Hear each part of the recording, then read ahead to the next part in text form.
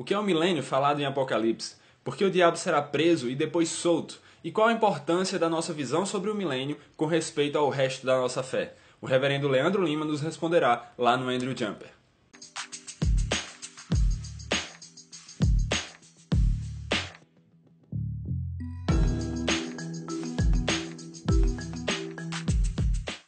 Olá, eu sou Saulo Lucena, seja bem-vindo ao Evangelho em Questão. No programa de hoje, quem vai nos ajudar com o tema é o reverendo Leandro Lima, que é pastor da Igreja Presbiteriana de Santo Amaro, doutor em literatura e mestre em teologia e história. Reverendo, é um prazer tê-lo aqui conosco. Muito obrigado por nos dar essa entrevista. Prazer é meu, obrigado pelo convite, certamente vai ser um momento agradável. Reverendo, para entendermos melhor, eu acho que o ponto de partida seria o que é o milênio falado na Bíblia. Muito bem, uma pergunta muito curta, mas vamos tentar resumi-la. O milênio é uma profecia, aparentemente, né, que está lá no capítulo 20 de Apocalipse, que diz que há um reino, um reinado de Cristo com o seu povo, parte dele pelo menos, por 1000 anos. Então, é por causa disso que se criou esse nome de milênio. E quais são as principais vertentes de interpretação sobre esse milênio? Bom, tudo diz respeito a qual a perspectiva em relação a quando acontecerá esse milênio, esse reino milenar. Então, as posições elas se dividem entre aqueles que acham que o milênio ainda está por acontecer, ou seja, ele vai acontecer em algum momento lá no futuro, e aqueles que acham que ele já está em ação, que ele já está em atividade, né? Geralmente, esses que acham que o milênio já começou são os chamados amilenistas, né? E as outras três posições, basicamente, todas ainda defendem a ideia de um milênio futuro. Entendi. Esse milênio, ele é literal, ou sempre ele é literal, ou algumas vezes ele vai ser algo figurado? Em algumas dessas posições, que eu posso daqui a pouco falar um pouco mais sobre elas, ele é literal, em algumas dessas posições. Ou seja, basicamente isso, 999 anos mais um, né, para fechar os 1000 anos. Mas em outras posições, muitas vezes ele é tido como algo simbólico, um número que expressa um tempo muito longo, mas não necessariamente de exatamente 999 anos mais um. Entendi. Então vamos começar definindo cada uma delas. O senhor poderia nos definir, já que foi o que o senhor citou, o amilenismo? Sim, o amilenismo é uma das posições mais antigas, né, que existem a respeito do milênio. Isso vem lá desde os primeiros séculos da história da igreja, ou da era cristã. É a posição que interpreta o milênio como sendo um reino espiritual, não um reino físico, terreno, com tanques de guerra ou coisa dessa natureza, mas um reino espiritual. Ou seja, ele começou, segundo a visão amilenista, com a vinda de Cristo, a primeira vinda de Cristo. Todos os eventos relacionados à primeira vinda de Cristo, seu nascimento, sua vida, sua morte, sua ressurreição, a ascensão, a subida aos céus, a vinda do Espírito Santo para capacitar a igreja. Então, aí, né, começou o milênio, o reinado de Cristo, segundo a interpretação amilenista. Então, não interpreta como sendo algo físico, literal, terreno, mas como sendo algo de caráter espiritual, né? Cristo disse, o meu reino não é deste mundo. E ele reina, portanto. Ele não vai começar a reinar em algum momento, mas ele já estava reinando naquele momento. Ele veio para trazer o reino de Deus a esse mundo. Foi assim que ele disse, o reino de Deus está próximo, arrependei-vos e crede no Evangelho. Quer dizer, para estar próximo não pode ser algo que ainda está pela frente, tinha que estar próximo naqueles dias lá em que Cristo estava anunciando. E sobre a questão da prisão de Satanás, que é dita que seria feito quando o milênio começasse. No amilenismo, como é visto? Então, é visto como sendo aquela sanção, aquela limitação que Cristo impôs a Satanás com a sua morte na cruz, com a sua ressurreição, com a sua subida aos céus e o derramar do Espírito Santo. Nesse momento, a Bíblia ensina que Satanás ele perdeu seus dois maiores trunfos, por assim dizer, seus dois maiores poderes, o que ele mais podia fazer, que era acusar lá no céu os crentes e enganar as nações, impedir que o Evangelho fosse proclamado em todas as nações, a todos os povos. E quando Cristo ressuscitou, ele disse exatamente isso, olha, agora eu tenho todo o poder no céu e na terra. vão, portanto, e preguem, né? Preguem o evangelho, façam discípulos, porque Satanás não pode mais impedir isso. Então, em Apocalipse 20, quando diz que ele é preso por 1000 anos, o texto diz para não mais enganar as nações. Não fala outra coisa, fala apenas isso. Isso é o que ele não pode fazer. Enganar as nações. Enganar em que sentido? Né? Aquela expressão enganar, lá no texto de Apocalipse 20, significa seduzir, manter na escuridão, manter nas trevas, manter no pecado. Né? Esse é o sentido de enganar as nações. E isso ele não pode mais fazer, porque Cristo disse, eu estou convosco todos os dias, vão, prega o evangelho, vai dar certo, vai funcionar, porque eu garanto isso. Então, essa prisão de Satanás é uma prisão espiritual, né? Ela não é física, não tem correntes, cadeias, porque como é que vai prender um espírito com corrente ou com cadeia, né? Ou mesmo num lugar, né? Ele não ficaria preso por causa de paredes, ou por causa de ser uma caverna, um lugar assim. Então aí quando fala que ele está preso é uma linguagem figurativa. Isso, uma linguagem espiritual, mostrando a limitação que o poder de Deus, né, na cruz de Cristo, na ressurreição de Cristo, na ascensão de Cristo, o poder de Deus impôs sobre Satanás. Então ele está exatamente agora, segundo essa interpretação, né, limitado. Não quer dizer anulado. Não é esse o ponto, né? Ele continua sendo o tentador, ele continua sendo aquele que lança seus dardos inflamados, né, contra o povo de Deus. Ele continua sendo aquele leão que ruge, andando em derredor, tentando encontrar alguém para devorar. Mas veja, esse próprio texto que o descreve como um leão que ruge, andando em derredor, já de certa forma mostra a limitação dele. Porque um leão não fica esperando, né? Ele não fica esperando a oportunidade. Posso te atacar aí? Como é que é? O seu leão, ele ataca. E Satanás não pode fazer isso com o povo de Deus, a menos que alguém dê a oportunidade. Você fala, esperando que alguém lhe dê uma oportunidade. Porque do contrário, ele não pode atacar. O maligno não toca, né? João diz, aqueles que Deus guarda, aqueles que são de Cristo. Então veja, ao mesmo tempo que ele é esse leão que ruge andando em derredor, ele necessita de uma oportunidade do crente, ou seja, que o crente lhe dê uma oportunidade para que ele ataque. O crente não fazendo isso, ele não poderá fazer os planos dele com o crente. É o que Tiago fala, né? Resistir ao maligno, e o que acontece? Ele fugirá. Ele não tem opção de dizer, não quero ir embora. Ele fugirá, porque se o crente resiste firme na fé, né, a vitória de Cristo garante ao crente essa vitória sobre Satanás também. Então ele está limitado, não quer dizer anulado. E nas outras visões, vamos por exemplo para o pós-milenismo. Como é dito sobre o milênio, como é dito sobre a prisão de Satanás? O pós-milenismo foi muito popular, principalmente no século XIX, né, século XVIII também, mais século XIX, e atualmente há um redescobrimento, digamos assim, do pós-milenismo em alguns círculos.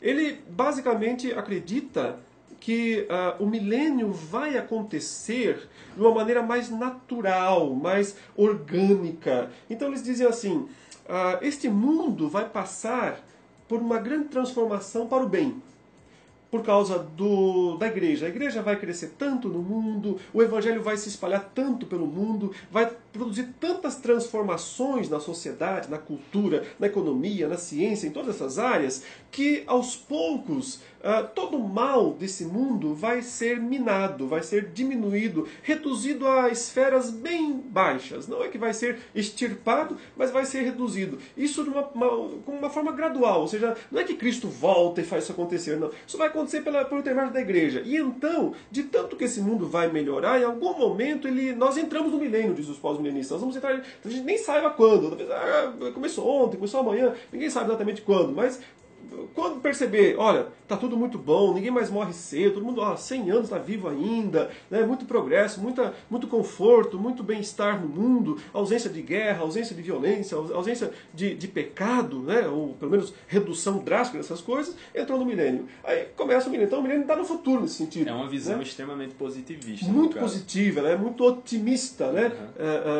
Os aministas acham que ela é ingênua, né, mas os pós-milenistas já acusam os aministas de serem pessimistas com relação a esse mundo. Mas por isso que ela foi muito forte no século XIX. Era o século da ciência, das missões, do progresso tecnológico, da educação. Então a própria sociedade aspirava, né, pensava que esse mundo ia melhorar muito. E aí a teologia esteve junto com isso em algum momento. Grandes teólogos do passado acreditavam dessa maneira e por isso, né, devem ser respeitados nas suas posições. Mas o século XX meio que, né, frustrou um pouco essas expectativas, 2 guerras mundiais, Guerra Fria, terrorismo atualmente. Então, não parece ser, né, que esse mundo vai entrar numa era dourada de paz e prosperidade sem uma intervenção direta de Deus, sem que Cristo volte dos céus e subjugue seus inimigos. E aí, nesse sentido, né, é que o pós-milenismo vê, né, a vinda de Cristo como sendo depois do milênio, pós. Só que, ao mesmo tempo, o milênio não começou ainda. Ou, se começou, a gente não sabe. Né? Mas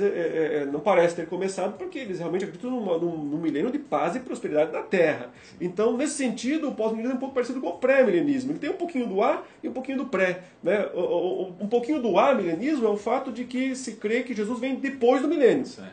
Mas tem um pouquinho do pré, porque é o sentido de dizer que o milênio ainda não começou. Ou se começou, a gente não sabe, mas provavelmente não. Ainda precisa começar na visão do pós-milenismo.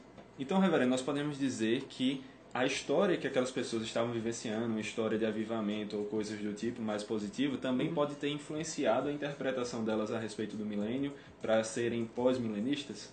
Assim, isso acontece em qualquer época do mundo. Se você for observar os pré-milenistas lá do segundo século, né, Justino e Irineu, eles estavam em um momento de grande perseguição. Então, eles aspiravam por esse momento em que Cristo viria e implantaria o milênio e tal. Então, isso influenciou. Mais tarde, os amilenistas do tempo de Ticônio, Vitorino, Agostinho, né, principalmente, já passaram dessa fase da perseguição. Eles estão num momento de mais tranquilidade. Então, eles têm, né, uma outra visão sobre. Então, a realidade que nos cerca, ela influencia as nossas visões da Bíblia. Né?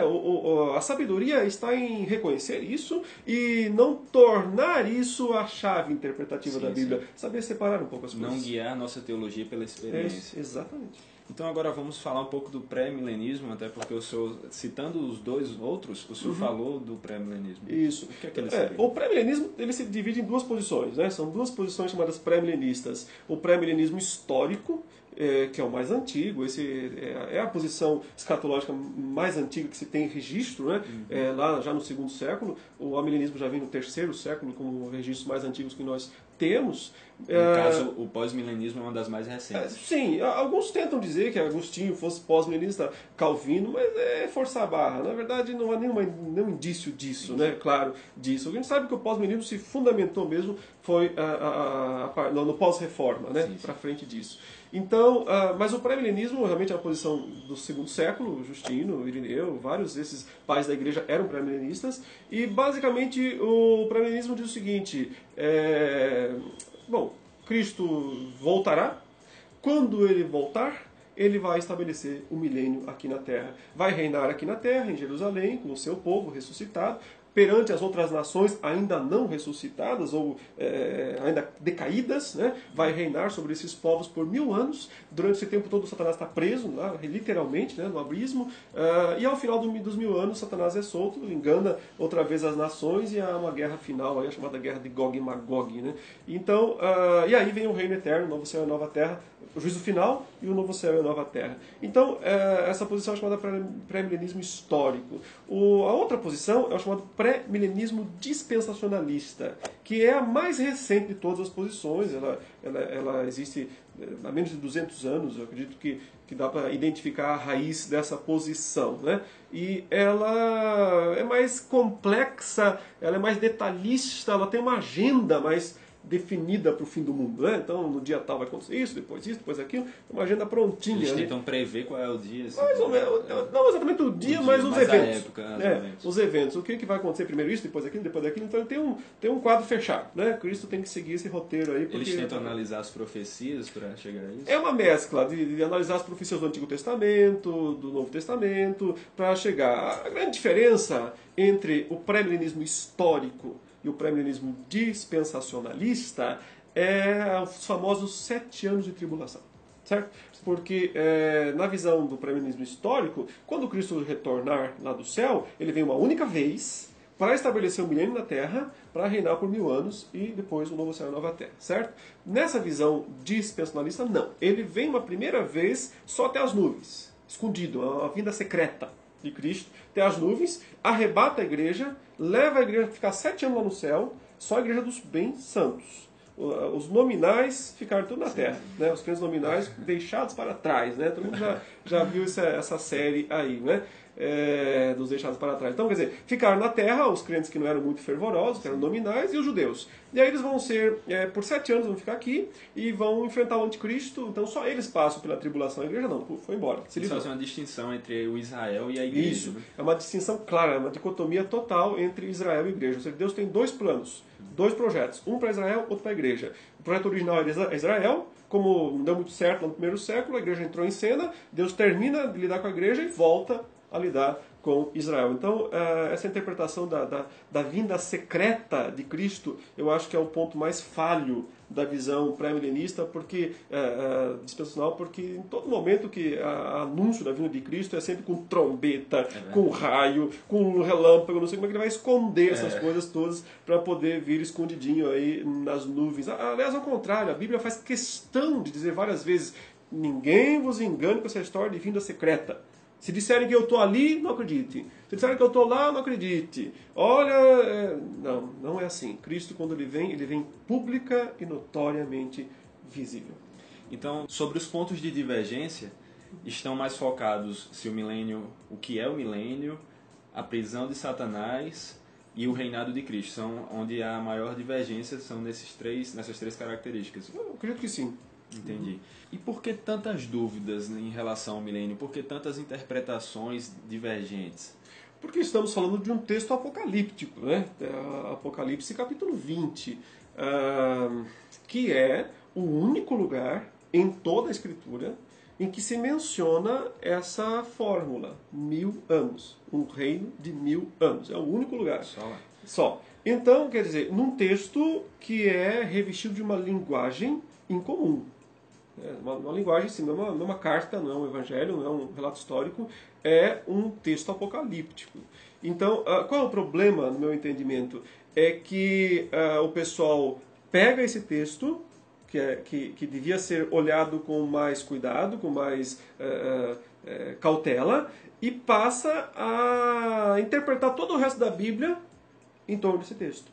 Tenta fazer encaixar todo o resto da Bíblia dentro desse texto. Né? Então, Apocalipse 20, verso 4, é o objeto dos meus estudos principais. Eu atualmente estou fazendo uma pesquisa só sobre isso, num outro doutorado que eu estou fazendo. Vendo especificamente esse texto, e lendo tudo o que é possível de literatura sobre isso, e a conclusão que eu chego é: a maioria dos intérpretes, o que eles fazem? Eles trazem todo o seu sistema teológico, né? E aí eles tentam encaixar dentro do verso 4, por exemplo, que fala da primeira ressurreição. Então, não respeita o gênero literário, não respeita o texto como ele é em si mesmo, não permite que ele seja o que ele, na verdade, está pretendendo ser, né, no contexto do capítulo. Então também seria uma divergência daquela regra hermenêutica de interpretar os textos mais obscuros à luz dos mais claros, mais óbvios? Isso, então quer dizer, a gente precisaria permitir que esse texto que é obscuro fosse explicado por outros textos, mas às vezes o que acontece é o contrário. Ao contrário. Né? E por ele isso é que serve, então, em muitos sistemas teológicos de solução, ou seja, eu estou lendo aqui o texto de Zacarias, eu estou lendo aqui o texto de Ezequiel, estou falando uma profecia, a restauração de Israel, o futuro. Eu não entendo isso, jogo para o milênio. Eu não consigo entender isso, o significado, é o milênio. Então, o milênio passa a ser esse grande catalisador aí que tem que receber todas as interpretações duvidosas do intérprete. E isso não é boa teologia. Então, reverendo, depois de tudo isso que o senhor nos falou, o senhor poderia nos dizer qual é a sua visão, qual é a sua interpretação do milênio dito em Apocalipse e por que o senhor acha que ela é a mais correta, por que o senhor acha que a Bíblia está defendendo aquele ponto? A minha posição, todo mundo sabe, eu acho, eu sou amilenista, né? Historicamente falando, eu defendo essa posição. Já fui pré-milenista lá no tempo que eu fui levado ao Evangelho e então fui discipulado no meio de um ambiente muito pré-milenista, né? E na época eu segui essa posição, mas depois como também houve gente que fez o contrário, né? Sim, sim. Então, estou falando que esse é o motivo definitivo, né? Que convence todos, mas aos poucos eu fui estudando mais o Apocalipse, e a literatura apocalíptica mesmo, e comecei a perceber que não dá para interpretar literalmente. Meu ponto é esse, sabe? Qualquer posição que não interprete literalmente o texto de Apocalipse 20 é melhor do que a que interpreta. E como o pré-milenismo, seja ele o histórico, seja ele o dispensacional, vai acabar interpretando muito literalmente, aí não dá. O pós-milenismo também, cada vez mais, ele é literal. O cara está defendendo, não, tem que ser a Terra, é aqui, é nesse mundo, são as coisas.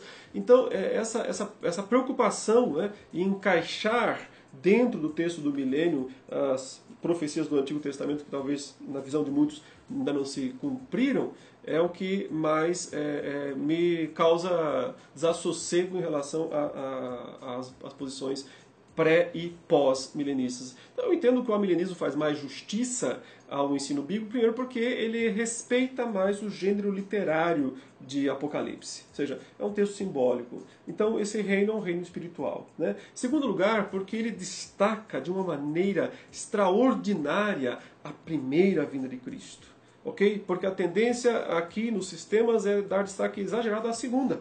E a primeira fica um tanto quanto esvazia. Esquecida. Morreu pelos pecados. Pronto, só isso. E se esquecem que na primeira vinda de Cristo é que aconteceu a sua vitória. Foi aí que ele consumou, né, o plano da redenção. Foi aí que ele despojou os principados e as potestades, né, conforme Colossenses 2, 14 e 15 descreve. Foi aí que ele amarrou o valente. Foi aí que ele via Satanás caindo do céu como um relâmpago. Então, todas essas passagens descrevem a primeira vinda de Cristo. E elas se encaixam muito bem com Apocalipse 20, quando lido de maneira simbólica, né? Quando respeitado o simbolismo da passagem. Se encaixa perfeitamente com isso. Então, além de fazer mais justiça ao gênero literário de Apocalipse, faz mais justiça à própria teologia bíblica, né? O destaque à primeira vinda de Cristo. E agora, reverendo, falando um pouco sobre a confissão de fé de Westminster, o senhor como reformado que segue a confissão, qual é a visão da confissão de fé sobre o milênio?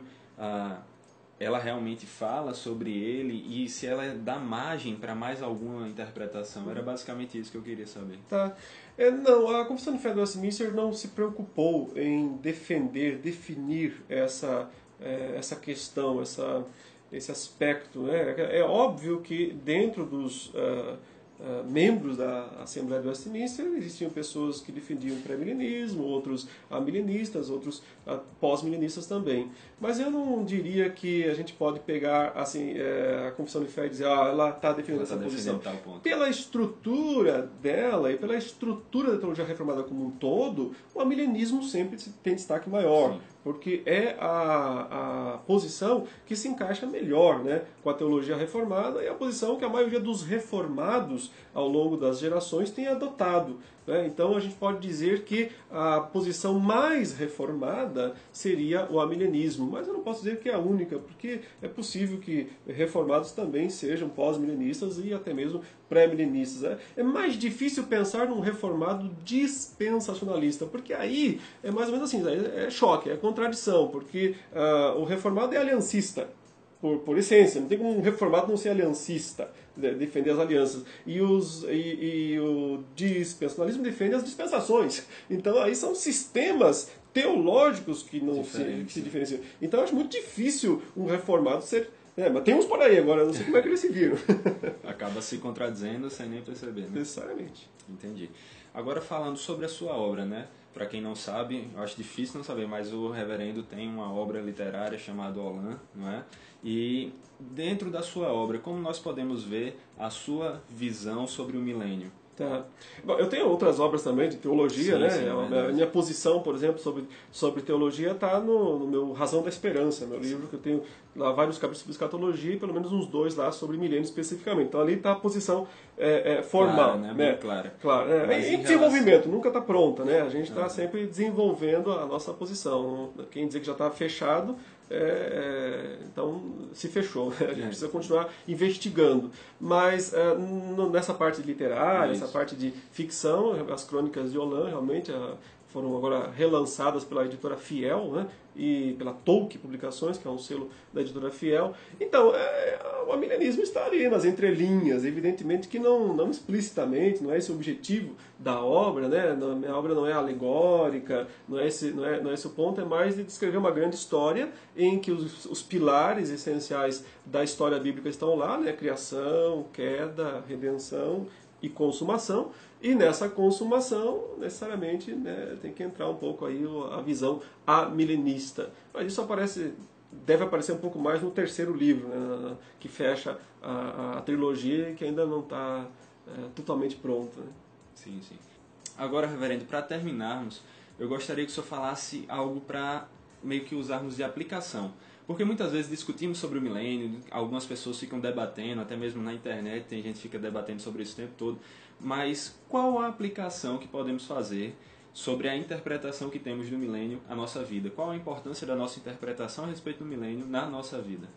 Bom, quer você acredite na posição amilenista ou pré-milenista, você tem uma esperança. Então, o ponto central é esse, a esperança em relação ao futuro. E ela tem que ser maior do que os problemas, as desavenças que possam existir no presente. Então, a discussão por si mesma não tem muita vantagem. Eu, pessoalmente, não gosto de entrar em discussões dessa natureza. Mas o futuro, né, Deus planejou para nós, é maravilhoso. Então, pensar, meditar nessas coisas é muito importante.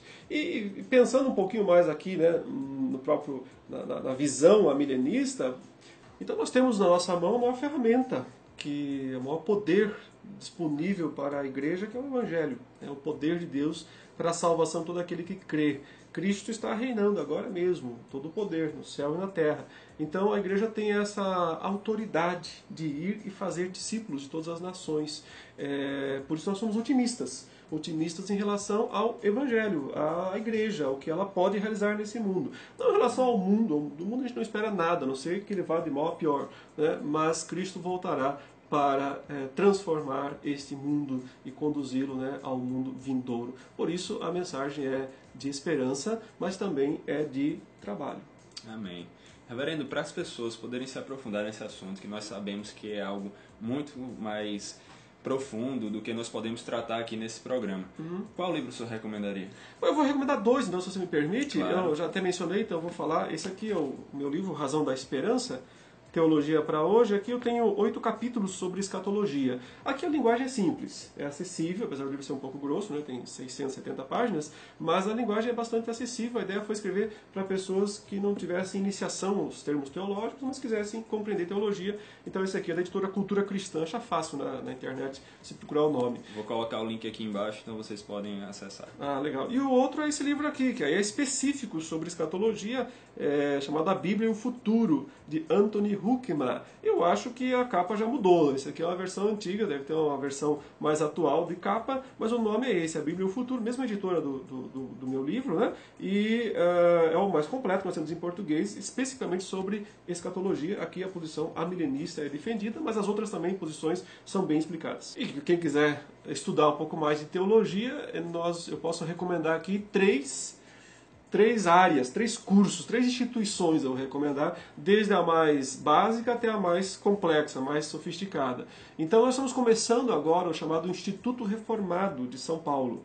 É um instituto bíblico, portanto o nível é médio, né? A ideia é, as pessoas que querem conhecer teologia reformada poderão fazer, totalmente online, e o site é esse mesmo, institutoreformado.com.br, ok? Aí você tem curso para introdução, né, à teologia reformada, a interpretação bíblica é o primeiro que vai começar agora no mês de junho. Então, entra no site, lá tem todas as informações. Quem quer um nível mais avançado, quer um bacharelado, né, em teologia, um curso completo no caso, eu recomendo a Faculdade Internacional de Teologia Reformada. Eu também sou professor lá, então é FITREF, também fitref.org. Vai o site aí, né? E quem já tem faculdade e quer fazer uma pós-graduação em teologia, aí é aqui onde nós estamos gravando hoje, aqui o Centro de Pós-Graduação Andrew Jumper, que é, sem dúvida, o melhor centro de pós-graduação em teologia reformada do Brasil. Né? Não tem, eu acho que nesse sentido não há discussão. E nós temos também vários cursos aqui online, só que você já tem que ter uma graduação. Qualquer área, você pode fazer uma pós-graduação completa. Então, quem quer começar a estudar teologia, institutoreformado.com.br. Quem quer se formar em teologia, fitref.org. Quem quer pós-graduação em teologia, cpaj.mackenzie.br. É isso aí, pessoal. Se vocês querem se aprofundar no assunto e mesmo na teologia como um todo, vão atrás dos livros que o reverendo nos recomendou ou mesmo dos cursos que ele nos passou. Vocês encontrarão os links aqui embaixo e aí poderão buscar aprender mais sobre o Senhor, sobre o Evangelho. Reverendo, muito obrigado pela entrevista que nos concedeu. Realmente aprendemos bastante sobre o milênio e sobre a teologia como um todo, como aplicarmos isso à nossa vida, algo que é tão importante. Obrigado, Reverendo. Eu que agradeço. Deus abençoe vocês. É isso aí, galera. Eu espero que vocês tenham gostado desse primeiro programa da nossa segunda temporada do Evangelho em Questão. Agora, como vocês viram, nós vamos ficar gravando em vários locais. Em vez de os convidados virem até nós iremos até eles. Mas não se preocupem, vocês irão continuar com um programa de qualidade, com entrevistas de qualidade, buscando responder as dúvidas que vocês têm para que possamos crescer no conhecimento bíblico de Cristo. Se vocês gostaram do vídeo, deixe um like aqui embaixo, se inscreva no canal para estar por dentro de todos os programas e de todos os quadros do Evangelho em Questão. Também deixe um comentário dando sua opinião sobre esse programa, o que você acha que deve melhorar, mudar e sugestões de temas para os próximos programas. Além disso, compartilhe com seus amigos para nos ajudar a espalhar a mensagem. Muito obrigado e até a próxima.